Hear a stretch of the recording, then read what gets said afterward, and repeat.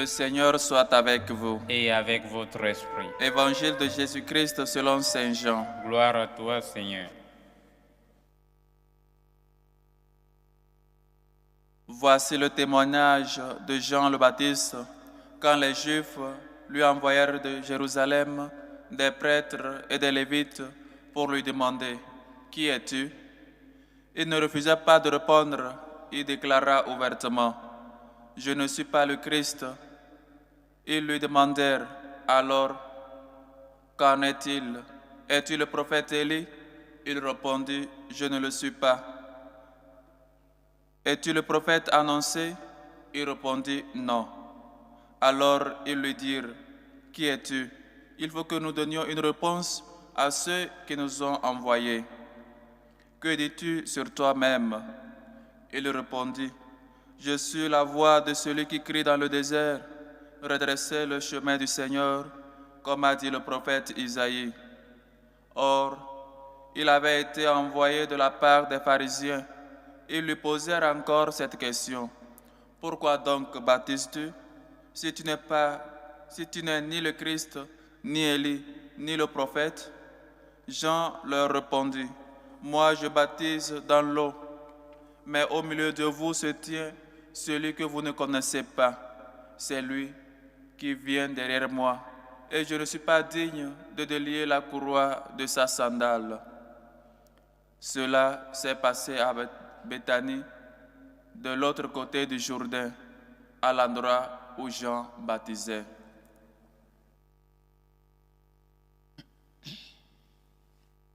Acclamons la parole de Dieu. Louange à toi, Seigneur Jésus. Chers frères et sœurs, au lendemain du premier jour de l'année où nous avons célébré la Sainte Vierge Marie, Mère de Dieu, aujourd'hui nous célébrons Saint Basile et Saint Grégoire de Nazianze, les deux des grands maîtres, des grands saints. Saint Basile qui défendait les pauvres et il disait « Si tout le monde pouvait seulement se contenter du nécessaire et pouvait donner le surplus aux pauvres, le monde n'aura pas connu de pauvres. Le monde aura connu un monde plus juste. » Et avec ses écrits, avec sa profondeur de pensée, il a mérité le nom de grand. C'est pourquoi Saint Basile le Grand. Et Saint Grégoire qui, avec ses méditations, ses contemplations, il nous invite aussi à nous élever, à élever notre âme vers Dieu. Voilà pourquoi nous célébrons les saints dans l'Église catholique. Voilà pourquoi nous célébrons, parce que ce sont des gens qui ont connu, qui ont servi Dieu. Ils sont passés par les moments difficiles, par les moments de croix, de problèmes, des nuits sans sommeil, peut-être à cause des problèmes, à cause des difficultés. Mais ils sont toujours restés fidèles à Dieu. Et Dieu les a montré sa fidélité. Et Dieu s'est révélé à eux avec des écrits. Il les illuminait afin qu'ils puissent nous laisser des héritages et surtout avec leur contemplation, pour que nous puissions, avec leurs écrits, avec tout ce qu'ils ont vécu, nous aussi nous puissions élever notre âme vers Dieu.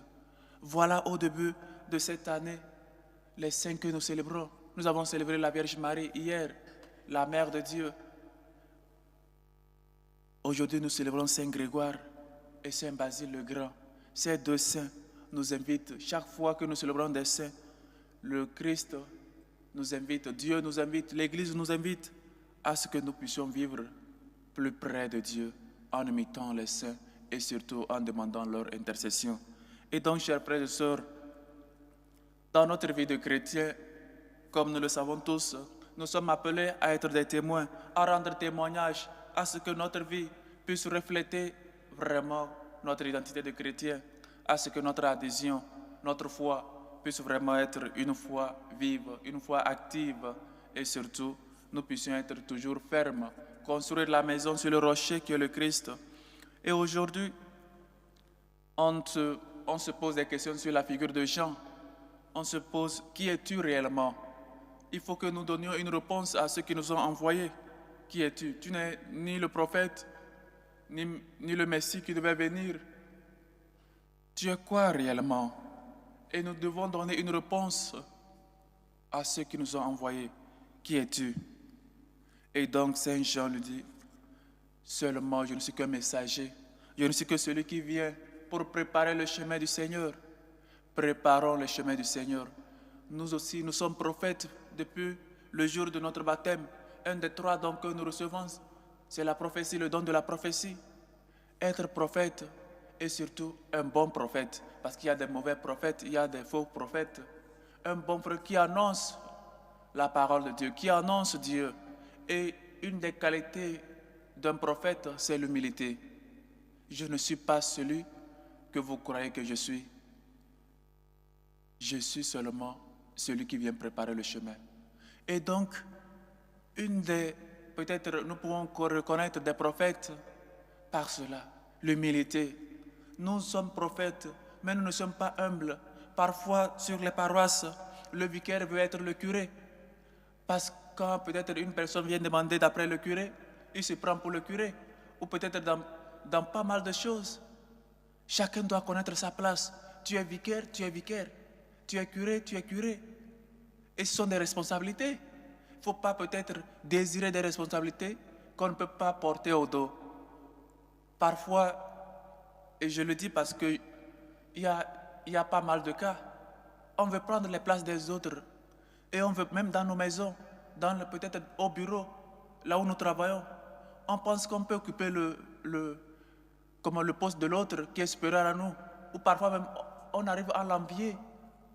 Au lieu de voir la tâche qu'il porte et peut-être l'aider, nous, on veut peut-être le détruire pour prendre la même responsabilité.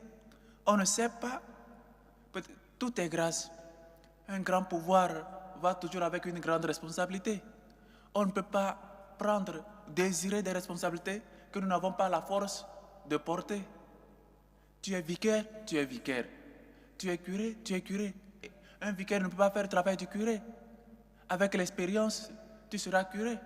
Avec, je ne sais pas quoi, pas mal de choses. Dans le futur, tu seras curé. Mais une fois que tu es vicaire, tu es vicaire. Nous prophètes, ou nous tous qui sommes prophètes par le baptême, nous désirons toujours faire des choses plus grandes que nous-mêmes, plus grandes que nos forces. Et après, on nous donne ces charges, nous n'arrivons même pas à porter. Parce que comme nous n'avons pas ces charges, nous les envions, nous désirons les avoir. Mais une fois que nous les avons eues, nous n'arrivions pas à porter. On pensait que c'était facile à porter, on pensait que c'était simple. Mais non. C'est une grâce. Et des grâces, il faut les demander. Des grâces, il faut savoir les porter parce que on te demandera des comptes à la fin. Et c'est pourquoi, chers frères et sœurs, nous tous, nous devons être comme Jean-Baptiste, rendre témoignage à Dieu. Nous aidons les autres à préparer le chemin du Seigneur. Nous pouvons toujours être des gens qui prient. Et donc, peut-être les vieilles personnes me diront, ou nous dirons, moi, qu'est-ce que je peux faire? Je ne suis pas prophète et à qui je vais annoncer maintenant. On a vu la fois dernière comme la prophétesse Anne, avec son âge avancé, priait le chapelet. Elle priait, elle jeûnait pour la conversion peut-être des gens qui sont partis de l'église, pour peut-être des gens qui ont oublié Dieu. Et donc nous tous, on peut faire quelque chose pour Dieu. Nous tous, on peut annoncer Dieu. Nous tous, on peut lutter pour que Dieu soit connu. Et c'est d'ailleurs une de notre mission. Aller annoncer à tout le monde les merveilles de Dieu. Aller annoncer au monde les bienfaits que le Seigneur a fait dans notre vie.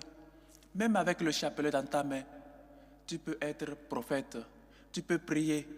Tu peux prier pour la conversion des uns et des autres. Tu peux prier pour la libération des âmes au purgatoire. Et beaucoup de choses. Nous tous, nous pouvons œuvrer. Dieu ne laisse personne sans mission. Dieu, comme cette personne, maître de la vigne, toujours appelle des serviteurs, nous appelle tous à sa mission, à sa vigne. Comment est-ce que tu es resté toute la journée sans rien faire? Et les autres lui disaient, Seigneur, personne nous a demandé du travail. Et il lui dit, allez vous aussi à ma vigne. Il nous le dit chaque jour, vois-toi aussi à ma vigne. Le Seigneur a besoin des mains. Il a besoin de nos mains, de nos bouches, de nos langues, de nos pieds. C'est seulement quelqu'un te rencontre, Seulement avec ta manière de parler, la personne se convertit, la personne voit en toi le Christ. Mais on nous voit toujours avec le visage serré. On nous voit toujours avec une humeur désagréable. Mais le chrétien doit être toujours heureux parce que c'est un des fruits de l'Esprit Saint. Être toujours content. Même si les choses ne vont pas, parce qu'on sait que les choses iront. Nous avons toujours espoir. Nous avons mis notre confiance et notre espoir dans le Seigneur. On sait qu'il ne va jamais nous laisser. Chers frères et sœurs, aujourd'hui, il est mieux pour nous de pouvoir relire la figure de Saint Jean, comment il a été important. Les précurseurs, celui qui a annoncé Dieu, nous aussi nous devons annoncer Dieu avant qu'il n'arrive. Nous devons nous-mêmes nous convertir et surtout annoncer Dieu à nos familles, à nos amis et au monde entier. Commençons d'abord par nous-mêmes. Mettons notre confiance et surtout marchons avec Dieu au début de cette année. Et surtout, soyons ces hommes et femmes humbles. Ne pas être enviés, ne pas envier peut-être autre poste, mais se contenter de ce qu'on a, de ce qu'on est. Tu es vicaire, tu es vicaire.